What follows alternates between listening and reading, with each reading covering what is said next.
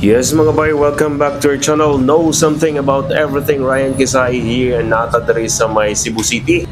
So atong nakita no ang project diri sa BRT sa Cebu. So unsa kahay inyong ikasultian ni mga bay no? Just comment sa ato ang comment section diha no.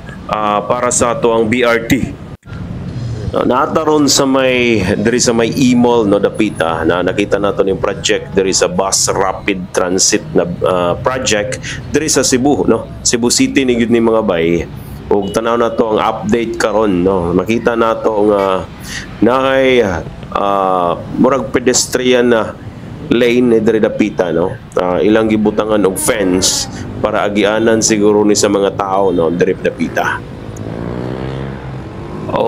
Facing ta padulong dito sa South Bus Terminal no diri sa Cebu City. So padung ni dito dapita na atong tan-awon ang unsay porma ani ilahang gibuhat diri mga bay na project. So kana no murag dahon-dahon man ni murag waiting shed siguro ni no. Gibutangan nila og porma og dagko nga dahon which is metal lang iyang gigamit no. Naagid siya sa tunga sa karsada and katong kung makita na to sana this is a center island no, gipangbungkag ang center island o gipulihan og ingon ani. So comment daw kung okay ba ninyo ni nga design or unsa ba ni nga useful ba gyud kayo ni siya nga project no diri sa Cebu City. Makuhaan ba gyud ang atong ka-traffic ani and wala patakabaw if unsa gyud pamaagi ani no sa pagpahiluna aning bus rapid transit. So kung atong tuyuko no gikan ni sa e-mall na nataron diri sa Jones Avenue kani Osmeña Boulevard. And mao ni pud ang nahimo na diri ang mga center island gipangbungkag. Kung makita nato diri lapad-lapad gyud diri ang karsada. Anya ang satunga mao na ilang gibuhat diri mga bay. Anya makita nato limpyo na no murag wala na mga kuryente sa kilid no. Ang atong nahibawan gipanglubong no nana sa gipanglubong ni ang mga wires no.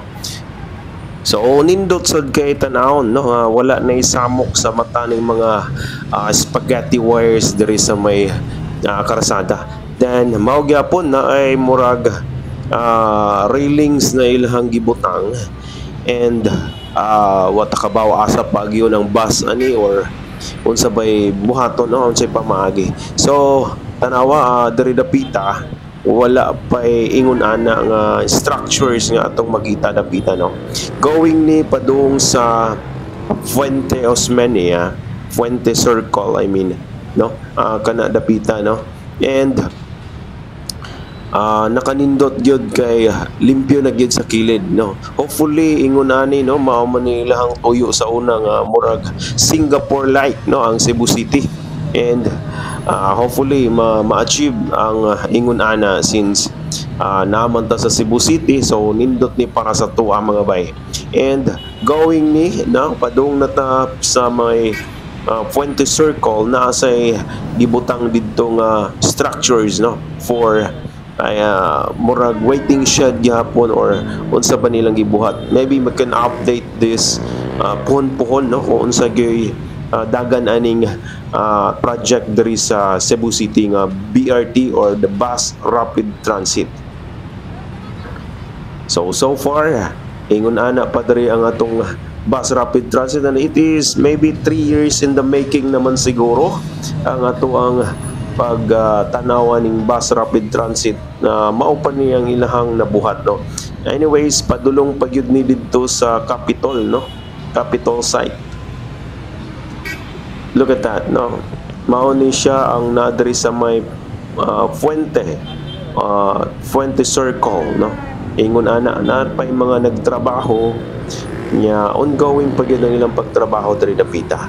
So again this is Ryan Kisay, update nato sa bus rapid transit and see you for our next video and thank you for watching.